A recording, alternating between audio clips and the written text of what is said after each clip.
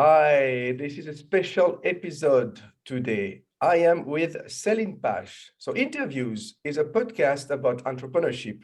So the first thing I can tell you is that Céline isn't your typical entrepreneur, but together with her husband Xavier, they definitely have the entrepreneurship spirit.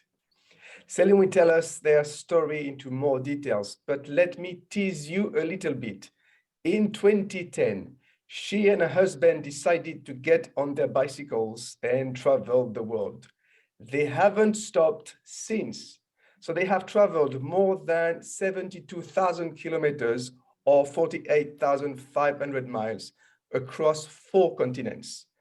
They are not the first ones pedaling across the planet, but they might be the first ones doing so while having and raising 2 daughters on the way. Of course, they have to make a living. So Céline and Xavier deliver conferences and webinars about the adventure of a lifetime. They write articles for various magazines on subjects such as bicycle travel, positive parenting, unschooling, outdoor living, and learning. Xavier is also a photographer and Céline a life coach.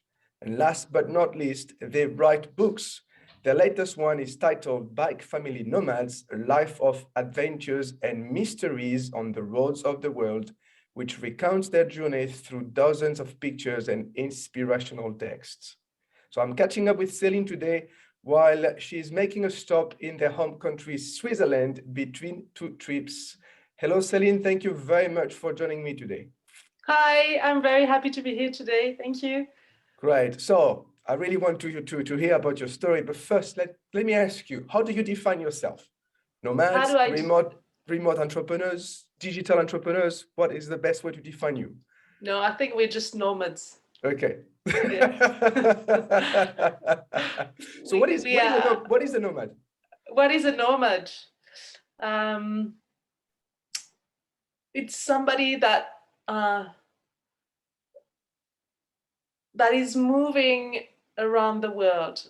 I think we just decided to really experiment what it means to dive in the world and to feel in each of ourselves what it means. And so instead of, we really decided that we wanted to experiment life, not to learn about life I was very good in learning about life in books, and I realized I wasn't able to um, really get to know what was inside me. So I stopped doing that. I decided to unlearn and to experiment what it really means to be alive.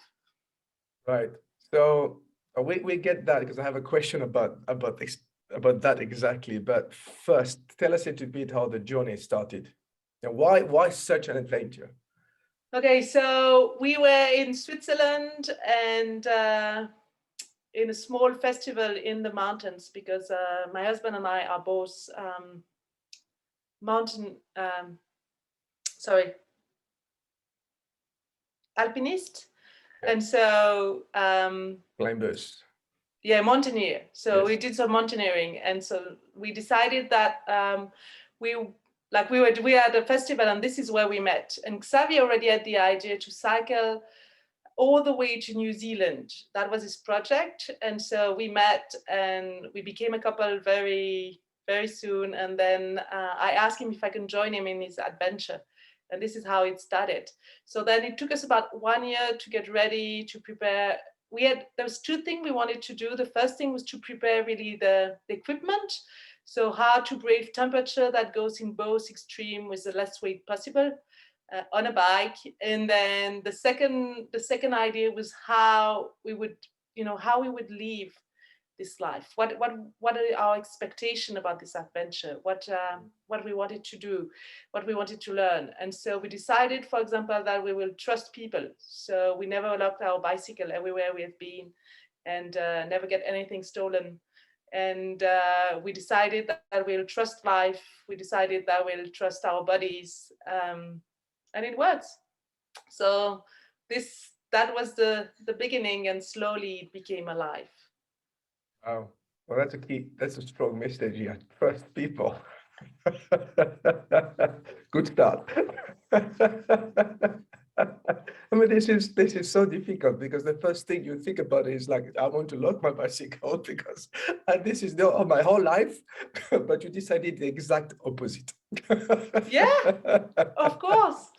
It doesn't mean, so there's two things. So there's one, like we choose like this to trust people, for example, but it doesn't mean we never listen to our intuition. So in every situation, in every moment, we decide what is feels right. So if, for example, it doesn't feel right to stop at one place, we don't stop. If it doesn't feel right to leave our bicycle somewhere, then maybe one of us is staying there next to the bicycle. It doesn't mean we don't, feel what is right in the moment. But we've left our bicycle in huge supermarket of big cities, and then nothing stolen, and there was everything on our bikes, our life. Yeah. And I also know that you spend many nights sleeping at people's houses, right?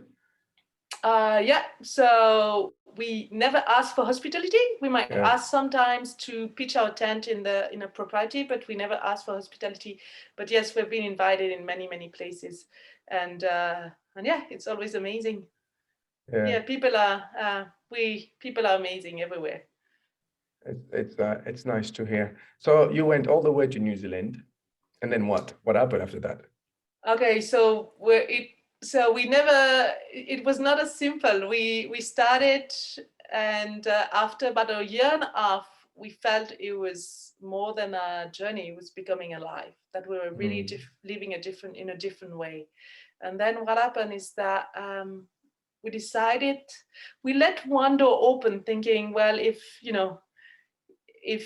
we become a family, if it's our life, then we could become a family. Why not?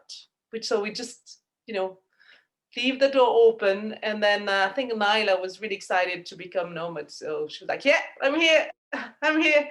So then I became pregnant, and I had the intuition I was pregnant before any sign was possibly visible, and so I decided to wait to be at the right place at the right moment.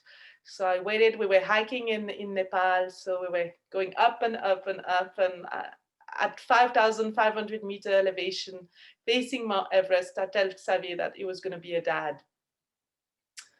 And why? And why there? Not because it was Mount Everest. It didn't. I didn't. It was not because of that. It was because I had the feeling there was a very strong feminine, powerful feminine energy there. I don't know how to express that, but it felt really the right place. And I learned later that the people that live around the Mount Everest, so the Tibetan people call it Cholomunga, and it means the mother goddess of the world. Right. So yeah, I think I felt the energy of Cholomunga. Yeah.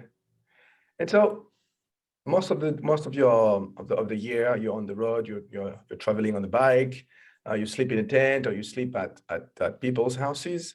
So how do you organize your life when you're on the road all the time? I mean, what does a typical day look like for you?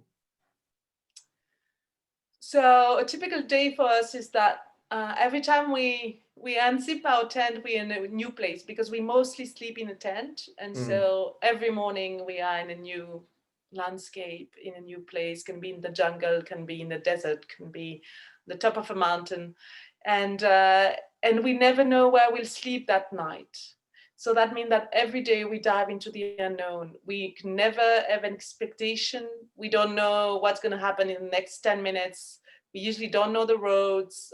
We don't know the town. So we really dive into the unknown every second. And but at the same time, we have the routine of setting up the tent, setting up the camp, and then leaving in the morning. So it takes us about 2 hours to get ready from the time we wake up till we leave. We wake up usually pretty early, like the sun. We follow the sun, and then we start the day. So we have breakfast outside, then unpack everything. So we pack everything, unbuild our tent, pack everything in the panniers, and then we start cycling.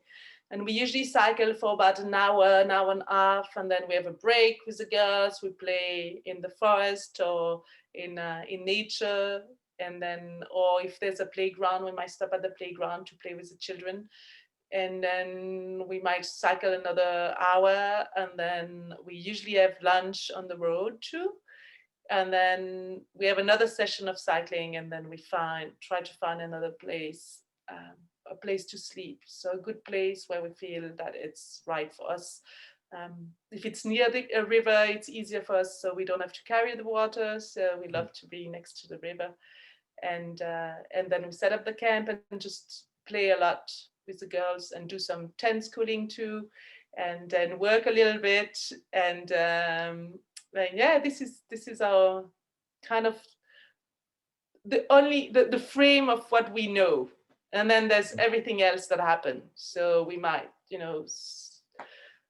see an amazing landscape. We might find out, I don't know, a frozen lake. We might end up seeing a beautiful monument, meeting new people, being invited to somebody's place. We might end up doing some work at night, trying to find an internet connection. Everything we don't know. But what we know is that we really try to let the wind guide us. So we really listen to our inner guidance to know what is right at that moment, what feels right, what is good for us. And we also try to cultivate wonder and harmony. So cultivate wonder with everything that is around us, and harmony within us, between us as a family, because living 24 hours a day in a tent is not so easy. And then also with the world. And yeah, it takes a lot of gut to do that. Like it's really not something that living with nature is amazing, but it's also it takes you to really cultivate harmony and wonder, I think. And I think it's amazing because we live really in interconnection with nature, and the girls are really good in they use a lot of they like to thank, for example, they would thank the sun for warming them. They would thank the river for giving them water or having a bath. They would thank the tree for giving them shade, or the wind for pushing them with their bicycle. So they're very grateful for everything that is around them. And I think that's also, that really helps to have a very fulfilling life, to be grateful of every little thing that happened in your day. It's inspiring listening to you, but let me ask you another question. How much planning do you do? Like in the morning when you wake up, do you know what's going to happen? No. Wow, that's scary. For us entrepreneurs, especially, they're like, wow. No, we don't know. We don't know. We have a big idea of where we want to go, so we have a big line, and it's really helpful. It kind of keeps us on that line. So, for example, as we said, trusting people. So big line, like ideas of what we want, but also big line of maybe a far destination. So New Zealand, for example, was a far destination, and so then we had that was the first project. The second project is around the great northern areas of the world. So we cycle in the Great North. Usually people on bikes tend to not go there, but we were really called by the Great North. So we decided to really spend a lot of time in Mongolia, Siberia, Alaska, Canada. And so we have that big line, and then we really let the wind, carry us, like really listen to the whisper of our hearts, what feels right. And then we might ask people, okay, they know the country better than us, so which way is best? And they say left, then we go left. And usually we like mountains, so people tend to say, oh, you should go, it's flat. And usually if there's a mountain, we go to the mountain. We're just people, we like the mountains. We like to be and have the view. Yeah, I understand. So how about work then? Because you need to work and make a living, right? So how do you organize your work? Yeah. Being on the road all the time. So how can I explain that? We decided that our biggest wealth was time. And so maybe it's a different, it's like upside down with entrepreneurs, but so our biggest wealth is time. And we decided to live a little bit outside of not the society, but the economy. So a lot of what we live is linked with kind of what people sometimes call the gift economy, but a little bit different. It means that we are basically like, you know, we might give something to somebody and then somebody else give us something and then we give it back to someone else. So it's kind of a circle. We are in a big circle where we receive and give all the time. So we do a lot of things for free also. And so we are in this big circle where we help a lot of people and people help us. And that's been working very well. And also that's one part. And then the second part is the part where we really work. So I'm an anthropologist and I'm still doing some research on time and space throughout the world and how society and people live time and space. Especially because for us it's so different than we really learn to live. We don't live with time anymore. We live in space, and so it's a totally switch. We really switch a paradigm there, and also I'm an anthropologist, but also we are ambassador for life in nature. Xavier is photographer, is doing a lot of picture for us for our books, for our articles, but also for some companies to do some communication. We test a lot of equipment. So we've been testing tents, we've been testing dynamos, and we give them feedbacks of what works, what doesn't work, because we're pretty good testers. We're everywhere we've been, and a lot of we experience minus 45 and plus 30, 53 degrees. So we've been pretty good with range of temperature. Yeah. And we do some talks along the road, and we speakers and do some talks around the road. And I write article, as you said, and also I'm a life coach. So what happened is that we work in the tent a little bit. We work every time we can. We work sometimes, we might find just a plug to work outside, or when it's raining, just in a shelter. And sometimes we have the chance to be at someone's place for a little bit, and we might use, we might work for 3 days a lot. And then, so it really depends. And it depends so much in the country we are. Because internet connection is not the same, because access to electricity is not the same. So it's a little bit, it's every time a new adventure with work. So we can't really tell you, oh, this is how we do, and on Tuesday we do that, and on Wednesday. So it changes all the time because we don't know where we are. And in the latest country we've been was Canada. And in Canada, there was a lot of big section of wilderness. And so in this big section of wilderness, we can't really work, because first, we don't have access to internet. We don't have access to any electricity. We have a dynamo that we can use to recharge our batteries, like to make some photographs. So that's fine, but the computer doesn't work with the dynamo. So, and usually when we are in this big crossing in the wilderness, in desert, there's enough to just cross. That's like full time. Just being nomad is just full time. So it's a mix of everything. And plus we have also the tent schooling with our children. So yeah, our day are quite full. Yeah, I imagine they require a lot of flexibility too. How do you find clients? How do I find clients? We meet people every day. So it's just, we found out that everything that happened is about meeting one person. Trying to,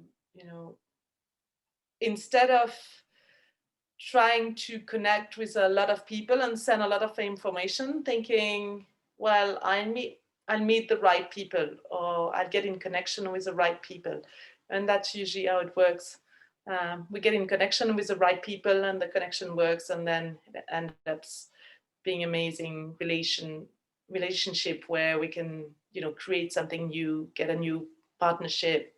And really, I think one of the great thing is that because we're really following what vibrates in us, we can imagine anything. We can imagine any new project. Like the first book we wrote was, people keep telling us, oh, when are you writing a book? And so we ended up writing a book, and now, we wrote 2 books, like 3 books actually. And so we just, every time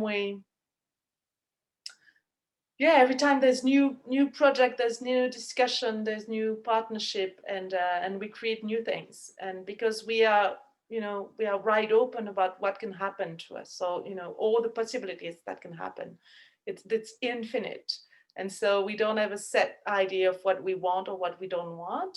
But we might try and see, okay, no, I don't like that, but I prefer this way, and just, work it that way. So we usually, it's all about connection, being at the right place at the right time, meeting the right people, or sending the right email because we feel it's right to, contact these people or contact this association, organization. And so, that's how we work. Not about mass, but about, specific things.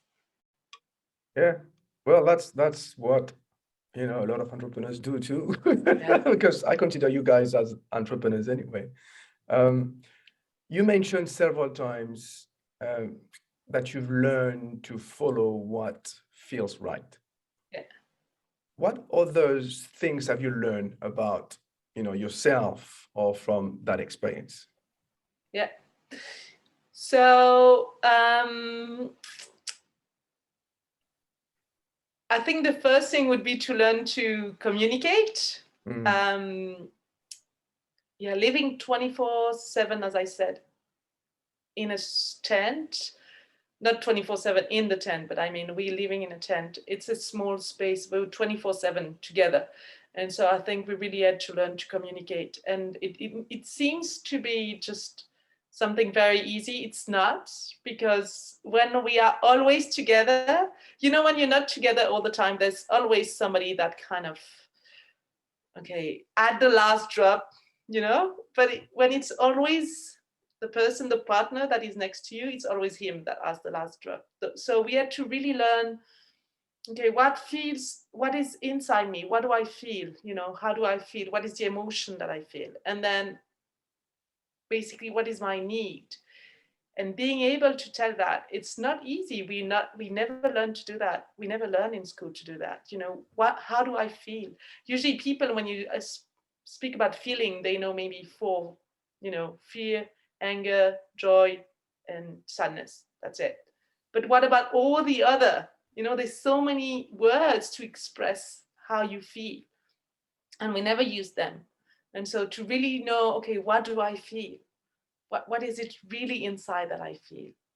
Very specifically. And then what is the need behind? What do I need? And so this also is the base, the first step to non-violent communication. So it really helps you to communicate what you need. And usually by telling what you need, it's already 50% of the work is done, because you already know, and then maybe you can give that need to yourself. You don't need anyone to give it to you. You can find ways to, to offer you that need. And so it changes a lot of things. And it also, I think this is how we could, and we could take our 2 daughters on the road of the world, because we had that communication already. And if I speak about communication, I also use a lot of intuitive communication with my 2 daughters, since even when they were in my belly. So I do a lot of intuitive communication, and that also worked very, very well with children. It's pretty amazing. And so that's the first thing that we learn. The second thing is really to live the present moment and have no expectation. I'll give you an example. When we are, there's so many times where we wanted just a warm shower. How it feels to just have a warm shower. And then, so we'd be like, oh yeah, we can reach that next town and we can have a warm shower. And then you get in the under the shower, and there's this tiny string of water that is cold, and you're just like, and that, it would have been better to just have your shower outside like every day. But then what is amazing about our mind is that you get so much frustration. But it's not about having a cold shower. I mean, we have cold shower all the time. It's not different. It's about, not having what we expected that we would have, meaning hot shower. And so I think that's the problem, is that we always, the problem is we always have expectation about everything. And usually even they are unconscious expectation.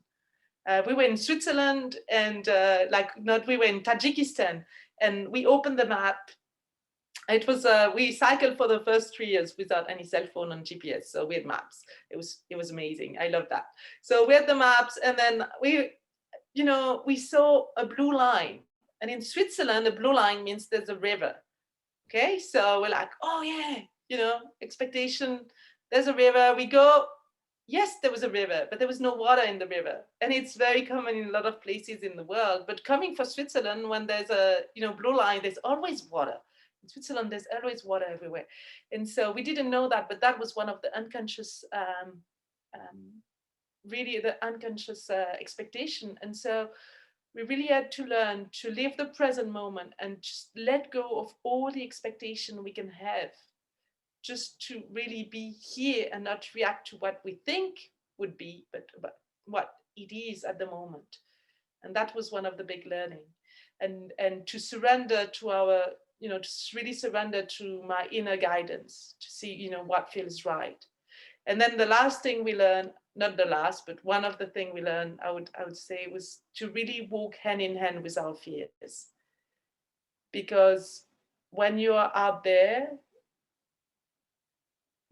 you don't have the choice to really, welcome your fears.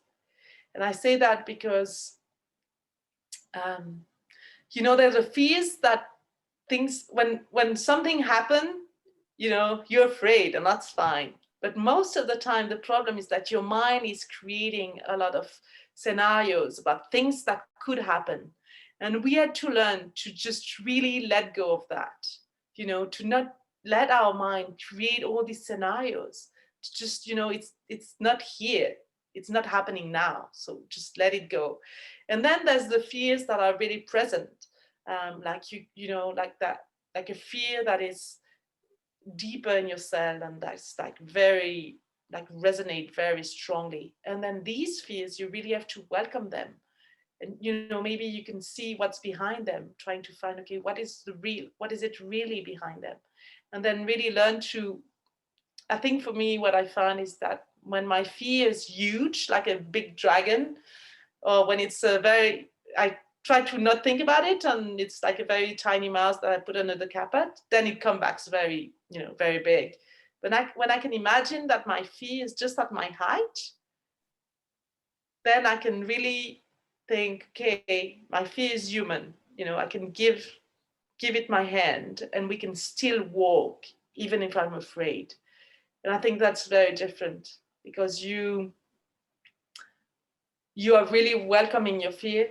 And when you welcome your fear, you can still go forward, even if it's there. You don't have to stop. And so we really had to do that a lot of time, to really welcome our fears and learn to walk hand in hand with them. What is the key messages you give to others through, coaching or the conferences, the books? And what's the legacy you want to leave behind you?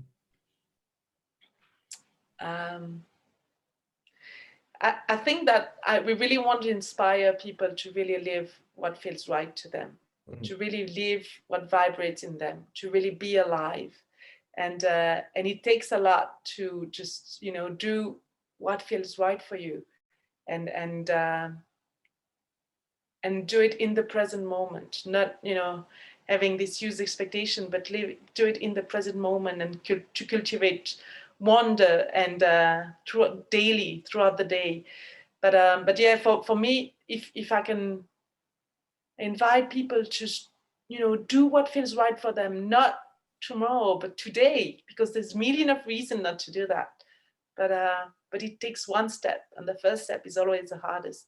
But I think, yeah, to invite people to do the first step. Let's be a bit more practical again. This episode is sponsored by Medical for Nomads.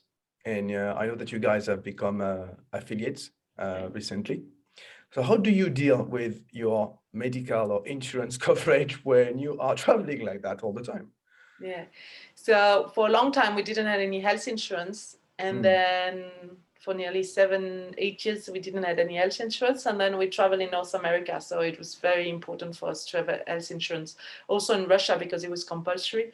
And so we decided that we would take a travel insurance. But then we found out that travel insurance is tricky because they never cover you in your own country. So then we found out medical for nomads, and we're very happy because it covers nearly everywhere in the world. Like I think the US is not in, but I think it covers everywhere. But especially what is amazing is that it covers, it's a full medical health insurance. So it means that even if we come back to Switzerland, we are covered. So everywhere we go, we are covered, and they follow us as we go. And I think that was amazing for us, because it means we don't come back often in Switzerland, but it means that if something big happens, even if we are out there, we can either decide to, have treatment where we are because we don't want to go back to Switzerland, or to go back to Switzerland and being treated in Switzerland if we want to. So I think it means that we can be nomad and live as nomad all the time. And I think for us, that was the most point about medical for nomad. Yeah, it sounds like a peace of mind. I don't have to think about it. I know if anything happens, it's going to be fine. Yeah. Yeah. I mean, it's going to be fine with the medical insurance. Yes. But I in my mind, I prefer to think, okay, I'm listening to my body, and I don't have to have this experience to learn about things. Yeah. Well, hopefully nothing will happen to you guys. What's the next adventure for you then? So the next adventure is in Europe for a bit. So we'll cycle a little bit in Europe, and then once it's a little bit more open, then we'll go. Our next project, we let the wind carrying. We let the place calling us. So it's very important for us. We let the place calling us, and at the moment, Europe is calling us, and next we'll see where the wind is taking us. So you have no idea which country you're going to go to for the moment? You haven't decided? We have plenty of ideas, but our route, we probably will decide our route 2 weeks before we leave, or maybe a week before we leave. So we have another, I think, 7 weeks to decide. So it's far too far. Oh yeah, in your timeline, 7 weeks is like, wow. Oh yeah, we had a lot of things to do before that, trust me. So it's very far for me. Exactly. Will you ever stop? So this is, for me, we never think about that question in that way. So we decided, as I said, harmony is very important for us. So for us, is if we are in balance now, and our daughters really enjoy being nomads. And the day where one of us, when one of us is not in balance anymore, when one of us needs something else to be able to, to fulfill themselves, then we'll change. And if we manage to create that life, then we can create another life. And it's not, people think, are you either nomad or sedentary? But I think it's like it's not opposite. It's two sides of the same medal, basically. It's like a big continuum, and you don't have to choose to be sedentary or nomad. You can be, plenty of ways in between. And so I think that for us, if one day we'll need something else, we just follow what feels right for us and create something new. I think that's one of the things that we like the most, is that you can imagine every day we don't know what's going to happen. No, so I can't imagine. But what is amazing? But what is amazing is not about not knowing.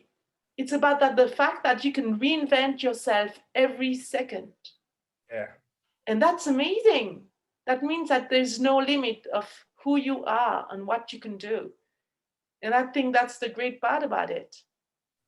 So maybe what she's saying also is what we learned was diving into the unknown. And yes, for us, it was not so easy at the beginning, but now it's very easy. Yeah, indeed.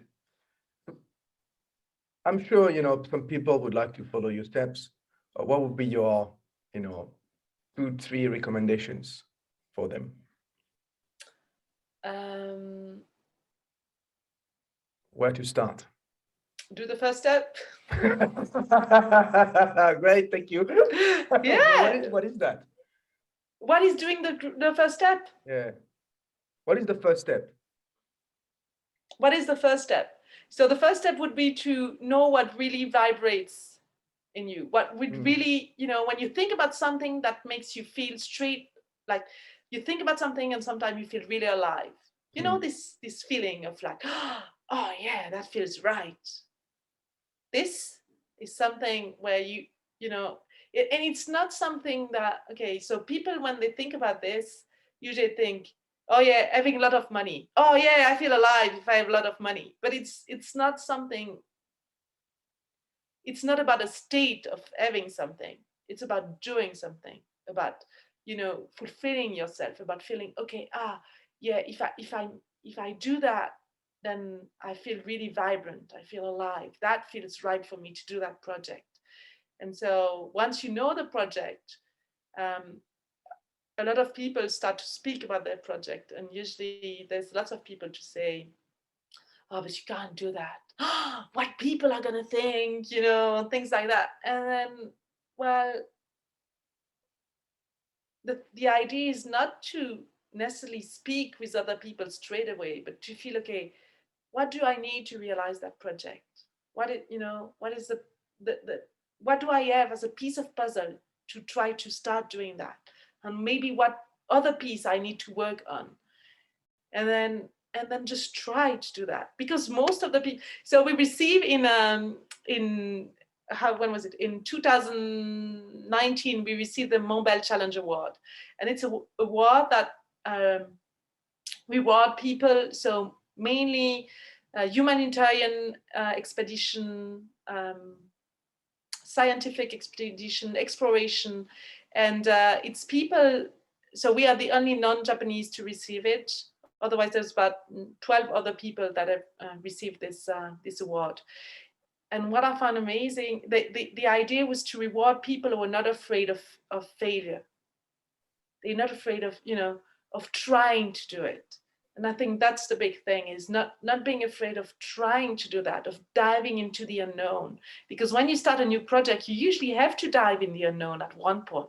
You have to take the big step, just the first step. It might seem the huge step, but it's not so big.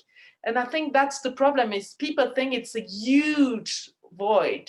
And that's why they don't do the first step. And that's why I'm saying do the first step, because when you do, just even if it's a small one, you'll see that you can do another one. And then it works.